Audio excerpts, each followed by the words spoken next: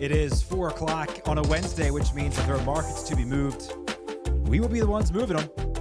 Here live inside Studio S in Sport Trade HQ. My name is Dan Koob. We'll hop into the order book real quick to tell you what's on the show this afternoon. Sports betting industry news. We're going to talk about a little crossover between finance and trading, and that is because our guest today, none other than Guy Adami. How are you, sir? Welcome into Market Movers. So fired up to be here. You know, we've met a few times. I love your energy. I think this is great. And you know that I love what's going on at Sport Trade. Well, we're super excited to have you here. I know you've been doing a little sports trading yourself. We'll get into that in a little bit. We do actually have some news in the world of sports betting that I'm actually very curious to get your opinion on. Guy Adami of CNBC and Everything Else fame. I can't believe you were able to squeeze us in for 25, 30 minutes. Some sports betting news. California guy voting on two props that would have ushered in mobile betting, and it was voted no. I'll pull the graph up for you to show you. Oh, do I have? Nope, that's the wrong one. I had it here somewhere. This is how you start a show hot, as they say in the business. I'll tell you a little bit about it. So basically, this proposition to bring in mobile sports betting in California failed hilariously. About 85% of the vote going no. Now, for added context here, Guy, this proposition going to be undergoing some changes and will probably be back on the ballot in 2024. But it does bring up something I want to ask you about the public sentiment about sports betting and sports betting companies in general. We'll talk about some of the other books out there, right, who are publicly traded. DraftKings down 72% this year. Penn National down 45% this year. They've lost $100 per share since July 21. Has the sentiment towards the sports betting space softened in the past year, 18 months in your opinion, or is this just a correlation with sort of everything taking a prolonged beating? Yeah, again, Dan, thanks for having me. Yeah. You know, typically the answer to questions like that, as you know, are all of the above, but I'll sort of dissect it a little bit. I think there was such a level of excitement when the news that sports betting was to become legal. I mean, there was that wave, that crest that everybody sort of wrote upon. I mean, so many people out there that have done it for years and be like, oh, here's the opportunity. And then obviously, like many things, the wave sort of crashes to the beach and things come to some semblance of normalcy. But I think to a large extent, what you also saw happen is the commoditization of sports betting, right? Everybody gets in it. Everybody throws a ton of money at it. And to a large extent, all these different platforms become the same. Now, I can't speak intelligently about the vote in California, what was on the ballot specifically, but as they say, the people have spoken, and in terms of the percentages you just gave me, they spoke in a very loud manner. I also think this is true. It's a foregone conclusion that over a period of time, over the next however many months or years, I think people are going to become more and more comfortable with something that I think a lot of people intuitively understand. And the reason why I'm so excited about what's going on at Sport Trade is because you've married my world of finance and markets with the sport world. And I think you've done it more elegantly and more creatively than anybody out there. Quite frankly, you're probably the only group that's doing it in a really interesting and, for me, compelling manner. You and I have talked about this before. We talked about it at G2E, but I do think it bears repeating, Guy. Markets will always find their most efficient point, right? And the proliferation of sports betting companies out there. I think in New Jersey, there's, 28, 29 books just in the state of New Jersey. And we are the only differentiated app that currently is out there. We're the only sports trading app that is out there. You know, markets finding their efficiency, we're starting to see that in the sports betting space as well, right? Efficient markets. Okay. So what is an efficient market? I mean, there's a buyer of something and hopefully there's a seller of something. Now, if there are only two people in the room, that buyer might live at $40 in tonight's Knick game for the Knicks to Right. win, and the seller for the Nets might live at 65, and those two won't meet up. But the more and more people that come in, the more community you have, and the network effect that is, that bid for the Knicks might go up, that offer for the Nets might come down, and now you have what we call in my world an efficient market, and bids and offers, a narrow spread, and people willing to make those bets in real time. And I think that's what's so compelling about this, especially as we talked about the ebbs and flows of an NBA game are just fascinating. And it perfectly lends itself to an efficient market. You know, tonight the Knick game hasn't started yet, but let's say I'm willing to say that I'm a $40 bid, and I have no idea where this is, but I'm a $40 bid for the Knicks to win this game tonight. And I'm probably somewhat in the ballpark in terms of where things are. But, you know, as the game progresses, listen, Durant might go on a run. The Nets might go on some 15-2 run, and that 40 bid gets hit. Now we're trading 25. But, you know, again, the ebbs and flows of an NBA game, I'm willing to buy the Knicks at a lower price, understanding that there's going to be a run at some point. And that's how I sort of game it out. So I'm personally looking forward to not only watching the Knick Net game tonight for the first time in a long time, because I will be thinking it through. Okay, how am I going to place my markets in this game, and what are my bids going to be, and subsequently, hopefully, what are my offers going to be for then the Knicks to win the game for a net fan that might be on the wrong side of things and might be looking to take his or her losses, I should say, because quite frankly, men and women are getting involved in this thing in a meaningful way. Well, as you mentioned, we pulled the markets up just to your right, and you were spot on. The Knicks trading at 41.5. The Nets at 59.5. So maybe a buy low opportunity for the Knicks against a dumpster fire that is the Brooklyn Nets. We'll remind people we've got almost 500 people watching right now. So I will say we've got Guy here right now. If you have any questions for Guy or myself, ask some questions. We'll take your questions live here on the show. And while we've got you here, if you are a Pennsylvania, New Jersey, Delaware, or New York resident, you can enter to win $100. You can win $100 literally right now. All you have to do is follow Sport Trade on Twitter and quote tweet this show with hashtag TradeUpNewJersey. Just wanted to get that little plug in there. I am, of course, a company man. Guy, you've been doing some trading, as you mentioned. You're going to be trading the Knicks tonight, potentially. How's your trading experience been so far? Loved it. And I'll give you a great example. So the Islanders played Calgary the other night in Long Island. Okay, so the Islanders went down 2-1. I actually like what's going on with I don't like the Islanders, but I like the team they put on the ice. So I said, you know what, here's an opportunity to buy the Islanders. And then they went down 3-1. And so obviously the Islander to win went lower. So maybe I bought the Islanders originally at 35. And when you're down 3-1 in a hockey game, immediately that's going to drop pretty precipitously. So I said to myself, you know what, I still like what's been going on. They've been a great third period team. So I got long the Islanders. I got myself long about 100 units of the Islanders at a certain price, okay? And then I watched them score a goal, 3-2. Then I watched them take the game into overtime. So here's your opportunity to hedge. And, you know, in an overtime game in the NHL, it's pretty much a 50-50 shot. And that's exactly what happened. There were some 49 bids. And so I said, you know what, I'll sell a little here at 51. But what the hell? I'm going to make this a binary thing, and I'm going to ride it out. So if the Islanders lost, that everything goes to zero if you're Long Islanders. But if the Islanders won, everything gets settled at 100. And the Islanders wound up winning in overtime. So the joy associated with, you know, betting on that and allowing it to go to a binary outcome was great. Now, I could have hedged it at any time as well. And that's the genius of this thing, right? That's why Sport Trade is so cool, because in real time, there are people that are going to panic and they're going to be saying, oh my God, I'm short. I got to get out of this bad short position. And there are people that are long. They're going to hold it to the end, and other things are going to happen as well. So I found it absolutely fascinating. Now, the flip side of that coin is, you know, I tried to do similar with a couple different hockey teams. Last night, for example, I think that Kraken team was playing, and I want to say they were playing Nashville, and they got off to an early lead. I'm like, you know what, Nashville's going to come back. And then it went from 1-0 to 2-0. Next thing I know, that game is 5-0. So my Nashville bet obviously went to 0. So there's the other side of the coin. But that's the ebbs and flows of sports. And that's also the ebbs and flows of markets, which is why I'm so fascinated by this entire thing. So just to rewind that a little bit, Guy. So you bought the Islanders down 3-1. They end up Yeah. tying the game, and what you did was you sold off some of your lots to lock in your profit and then let the rest of it ride. That's exactly right. I said, you know what? It's foolish to take the whole thing to a binary outcome. Right. I should hedge a little bit here, but then I'm going to let the rest of it ride. And that was a trading decision, right?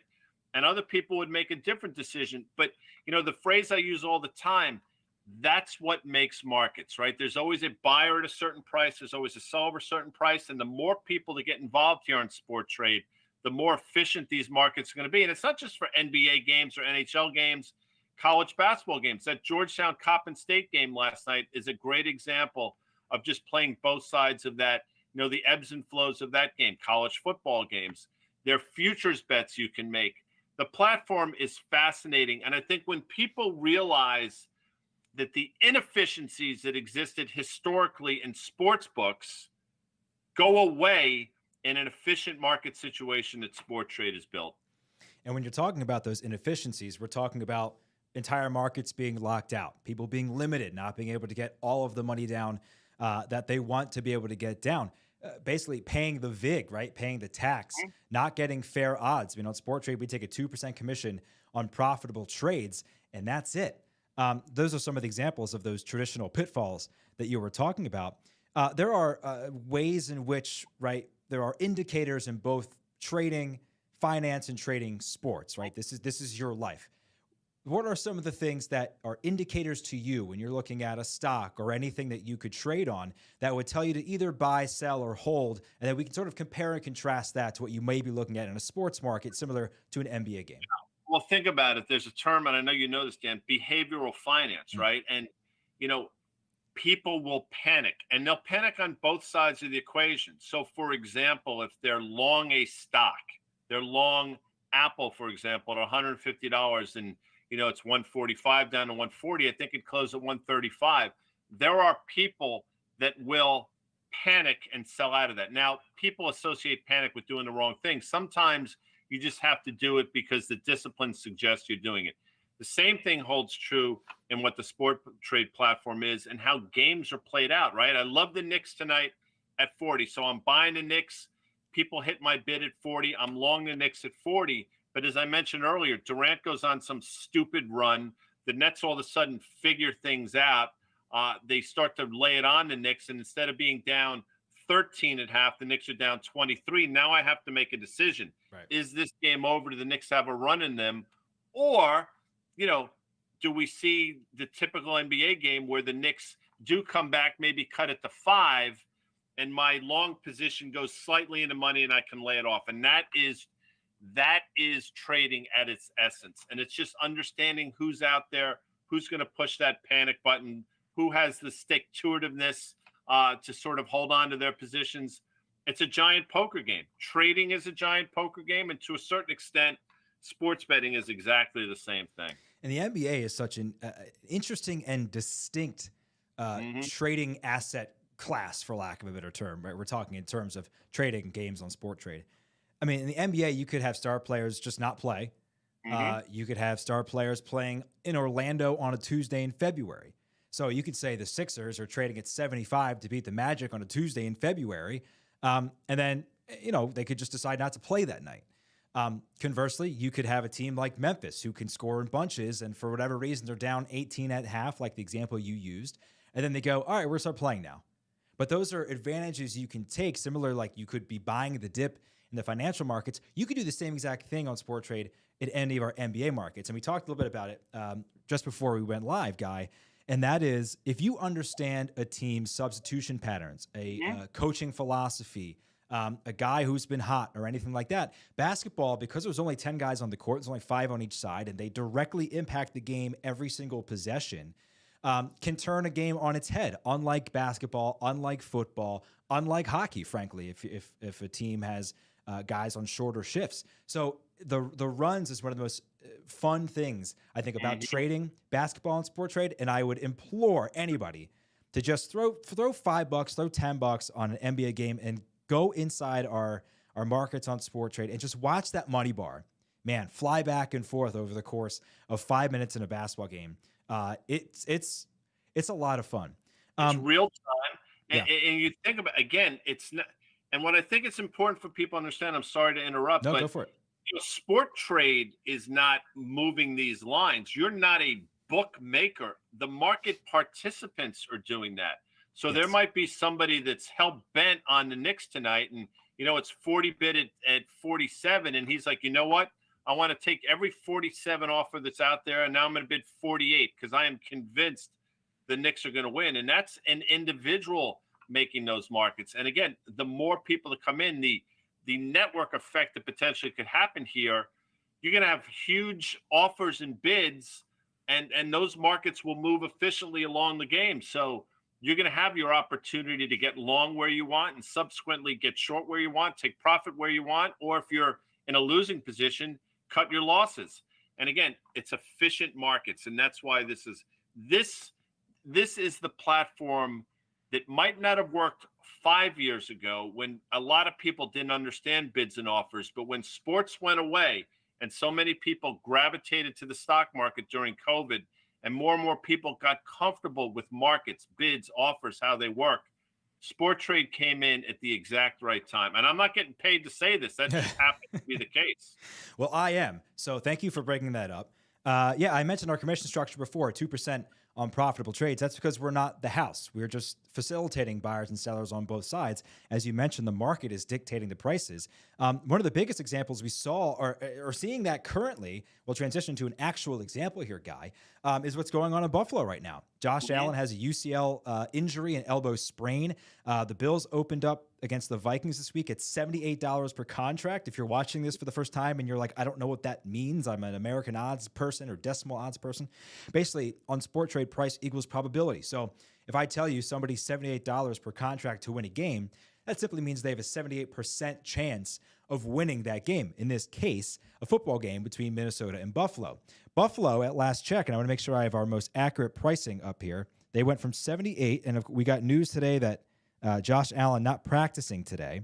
So what that means right now is that Buffalo, that's the wrong Buffalo. That's the Maction Buffalo. The Bills are now trading at 64.5 and selling at 63.5. So that is a huge drop off. And if you had purchased, let's say you were skeptical that Josh Allen was going to play this weekend, you could have jumped on the Vikings, who opened up, I believe, at 21, 22 for sure. I think it was 27.5 here. They opened 27.5. up, and now they're selling it 35.5. So that's $8 of money in sports betting. We call that closing line value. It's midweek, obviously, CLV. But that's an $8 gain per contract, every contract you've got. And that's just speculative. That's a speculative buy.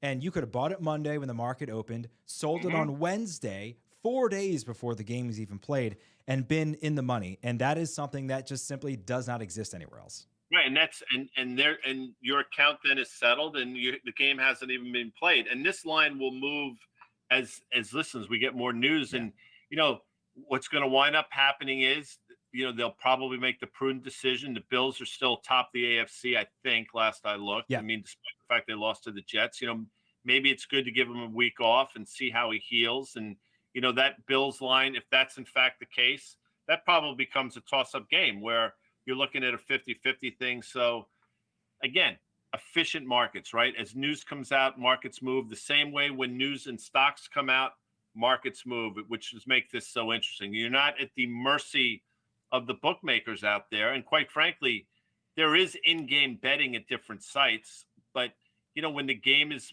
actually being played, the game will move as touchdowns are scored, field goals are made, goal line stands happen, injuries take place. And it's just a really fun thing to watch in real time, to see how these markets act and behave, because quite frankly, they act and behave exactly the way you think they should. And I'll say this, exactly the way that you've wanted them to move historically. So you don't have to just wait for an outcome. You can create your own outcome during the game. One last note on this guy. The Bills were favored by 9.5 elsewhere. We just posted our markets now at 3.5. So Josh Allen worth 6 points to the Buffalo Bills there, in the event that he doesn't play. I do want to ask you, FTX in the news a great deal today for basically falling apart at the seams. If you could guess FTX as a sports franchise, what say you? FTX is a sports franchise. So, I'll give you a second. So here's my guess. The Los Angeles Rams is my you know guess. what? Not bad. I mean, the Rams have had a horrible run. I mean, they're not. It's interesting. They're just not playing well at all. I'm just trying to think of a team. I'll give you a good example. I mean, it's not over the last couple of years, but the Red Sox over the last couple of decades. I mean, they'll win the World Series one year, and then the next year they're basically a 500 team. And I think that's to a certain extent by design because it gives them an opportunity then to reload and stuff. But I think that's a great example. I'll tell you, the Rangers had a great run last year. I don't love the way they're playing right now. I do think they'll right the ship, but the Rangers to a certain extent getting to the obviously the Eastern Conference Finals last year, not playing particularly great hockey this year. So I think I'm not saying they're going to go the way of FTX, but you understand what I'm saying. Last year's darling is this year's dumpster fire. Yeah, Tom Brady was too easy, so I had to pick a team and not an athlete. Well, I mean, the Packers are a great example as well. I mean, the Packers have a potential to be a decade of just lost football in Green Bay, given how much money they've invested in one player and given how quickly things can turn in the NFL if you don't really listen. If you spend money on this, I mean, if you spend money unwisely in the NFL, it'll come to bite you in the ass, especially if you don't win. Nothing would make me happier, Guy Adami, than watch. You said before the Mets could lose 162 games and you'd be fine with it. The Packers could go 0-17 every year, and for me, not enough. I need more. I need more blood. People won't believe this, and you said there are a lot of people. I don't know how many people are on right now, but I'll say this. So I'm a born in the wool Yankee fan, and for whatever reason it is, I don't know where this came from, but the Mets make me crazy in a bad way. And let's say the Mets and the Red Sox had some mid-June series that was rained out. So they're supposed to play 3 games in June that were rained out. The only time they could find to replay those games, the makeup games, were at the end of the season, sometime in September. So bear with me a second. Yeah. In order for the Yankees to get in the playoffs, the Mets needed to beat the Red Sox 2 out of those 3 games. And you're going to say to me, well, you have to be rooting for the Mets. And I will tell you this, and I will stand by it. Under those circumstances, you know who I'm rooting for? A meteor, something like no, that. I'm rooting for the Red Sox, guaranteed. And if that means the Yankees don't get in the playoffs, so be it. The Mets could play Red China, and I wouldn't root for them. That's how I feel about the entire NFC East, other than the Philadelphia Eagles. There you go. We'll talk about futures markets here. Eagles have the best roster in football. I talked to somebody before the season. I'm like, what do you think about the Eagles? He's like, I'm telling you, because I've been to practices. They have the best roster in the league, and they should win 13 games. And, they're well on their way to doing that. And you got to love what's going on in Philadelphia in terms of their football team, because they've put together a stout group. Really solid depth. Football is a game of attrition. I mean, Guy, I think you know this. I covered the league for about 10 years, including about 5 years in Green Bay. So that explains to an extent my dislike of Aaron Rodgers. And I had a chance to cover the Eagles for a couple of years. Howie Roseman's done an amazing job. They have built a 2-deep that anyone in the league would be jealous of. And they have a coaching staff that is young, that is engaged, and that has gone out of their way to develop an offense that strips away everything Jalen Hurts can't do, frankly, or doesn't want to do. And they've done a great job of staying ahead of the scouting report, 2-3 weeks ahead of teams and their scouts of them, and just adding little wrinkles every week to make sure that they're keeping teams on their toes. And it's been great. And I will tell you, to bring this to our futures market on the Super Bowl,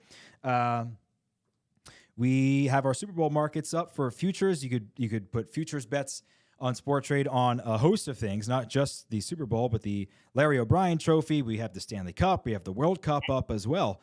I am all in on the Birds, obviously. I do have a position on them. I got them at around $12, as you can see on the right here, Guy. They're trading at 15.5 and selling at 15.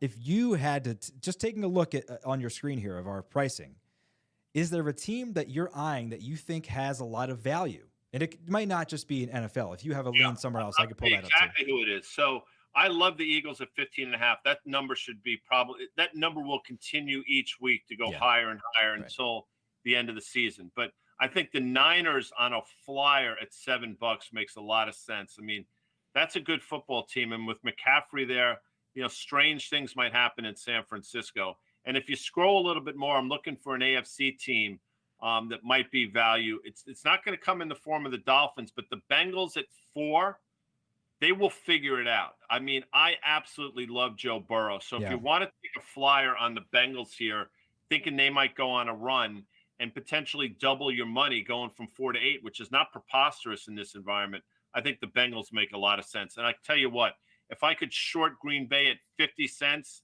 I'd short them all the way to frickin' 0. That'll make our friend Liz Young really happy, who was on the show last week. Couldn't believe they were trading at 60 cents. No takers, though. Do you have, in terms of, placing trades in our futures markets, right? A bit of to draw a comparison, different asset class, right? Different time horizon. An investment. Right. It's, the difference between trading and investing. And I say all the time, it's very hard to wear both caps, but you can make an investment. For example, I don't know and I'm not suggesting the Giants are going to the Super Bowl, but the Giants are surprising a lot of people here. And, if you think the Giants can go on a little bit of a run, I think they got Houston this week, and this is a team 6-2 that nobody thought was going to be there. You can make an investment in the Giants, not for them to win the Super Bowl, but for their odds to maybe gradually go higher if they continue to rattle off some games. And I will tell you that towards the end of the season, if they knock the Eagles off, I think 2 of the last 4 games are with the Eagles, that whatever the Giants are trading at, $1.50 or so, that potentially could go to 4. And you're like, 1.5 to 4 is not a big deal. I will tell you, in percentage terms, it's a big freaking deal. It's over 100% return. So that's how I look at that. That's the difference between trading and investing. I mean, imagine a scenario where at 1.6, you buy, I don't know how many contracts are available. Let's see. We have 128 contracts at $1.06. So let's just say, as an exercise, we'll put in 128. $150. Let's call it a $200 investment. Sure. For 204, it's a return of over $12,000. Now, that's if they win the Super Bowl. Right. If they go to 4, like you just said, you're more than doubling your $200 investment. And that's really what sports trade is, right? It's a completely different way of approaching sports betting. Again, we call it sports trading. Shocked the Jets are at 2-1? Am I shocked they're that high or that low? That they're higher than the Giants? Yeah. Well, I think a lot of people look at the Jets and say, okay, they don't have a quarterback necessarily, because I don't love the quarterback. But I'll tell you, they have as good a defense as I think is in the NFL right now. Quinnen Williams is he's not playing in the Pro Bowl. He's an all-pro player. And quite frankly, I mean, I would submit he could be up there for Defensive Player of the Year if the Jets continue to win. He's that good. Obviously, Sauce Gardner's been everything they want him to be at corner. I think the kid on the other side is playing good football as well. His name escapes me. So that's a good defense and a healthy Mosley in the middle. And they're going to play with people. They're not going to get blown out, I think, the rest of the year. So am I surprised that they're that high? No, I'm actually thinking that's a number that can go meaningfully higher, especially if they go into Foxborough off the bye week or Gillette or whatever the hell they play and beat the Patriots. We have a question guy from Negative Risk asking on Twitter, are you making your own markets? It seemed like it in your head. It was great. You can absolutely do that. And I think there's going to come a point where they're going to be people that make a living being designated market makers on the sport trade platform. I'm convinced of that. We're probably not there yet, but we're going towards that. So I'm not there. I won't be there bidding and offering the net Nick game at a tight spread because I'm just not good enough on my phone. I don't have the bandwidth to do it because something invariably will happen. But I will be bidding at a certain price and offering then subsequently at a certain price. But I won't be the market maker of choice. Let's put it that way. But I do think there's going to come a period of time where market makers find their way onto the platform and provide liquidity on a real-time basis in a number of different games simultaneously. You could do it right now. We have limit orders in the app, just like on the NASDAQ Stock Exchange or anything like that. By the way, just full transparency, NASDAQ is an investor in sport trade. You could go in and make your own markets tonight if you wanted to, right now in the pregame markets right now by putting in limit orders and seeing if you can get inside our market makers and their prices. Guy Adami from CNBC joining us. We are so appreciative of your time. Before we let you go, because I know you're very busy, quick sentiment update up and down for your squads: Yankees, Rangers, Giants. I think Aaron Judge is playing in San Francisco next year. I don't think he'll be a Yankee. I don't think they're going to make a play for a shortstop because I think Volpe is the guy they see coming in, but it's not going to be until August or September. I think the Yankees will always be good, but the Yankees to me are sideways from this year.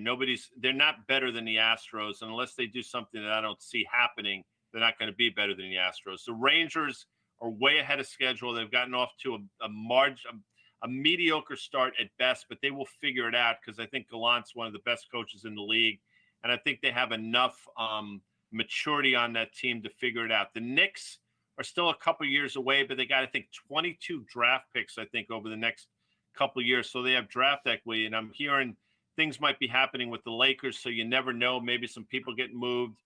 And in terms of the Giants, way ahead of schedule. Yeah. I mean, you talk about a team that was really marginalized by the salary cap, but they figured out how to get around it. And I think I think they're going to be some really strong years for this Giant team. And I'll tell you this, that offensive line, Thomas at left tackle I think he's the best tackle in football right now. Evan Neal will figure it out. Shane Lemieux is coming back. He's a nasty son of a bitch. And you know what? The Gates kid who came back from a devastating leg injury, you know what? Don't underestimate his ability to get on the field. So I like what's going on with the Giants. It's amazing what a team can do when they actually like their head coach. Brian Daboll has done an amazing job. That decision he made in Tennessee. Oh, changed the season completely. To win, that changed. Yep. Not only changed the season, but changed the culture of the entire franchise. Couldn't agree more. Just some housekeeping. We were talking about our market makers and being a market maker. We do have market makers active on the platform. Just to clear that up. No, I didn't mean to steer people. But what I'm saying is, no. Yeah. No, we're going to come in to be market without question, because people will say, here's an opportunity for me to use my market making skills in an arena that I'm going to be rewarded in. And that's just going to continue to grow. Guy Adami, thank you so much for your time. We really appreciate it. Hopefully we'll be able to get you back on Market Movers. Maybe we'll get you live trading a game. That would be amazing. Maybe your Knicks and my Sixers or something like that. We can go head to head. But in the meantime, thank you again. We really enjoyed your visit. You have to come back soon. Thanks, Dan. Enjoyed it a lot. Thanks. Good luck, everybody. All right. That's Market Movers. On a Wednesday, we are back tomorrow with a Thursday Night Football preview with Mike Kay of the Charlotte Observer, potentially from the sidelines or the Press Box Food Line. Who knows? Catch you tomorrow. Same time, same place, 4 o'clock, right on here on our socials.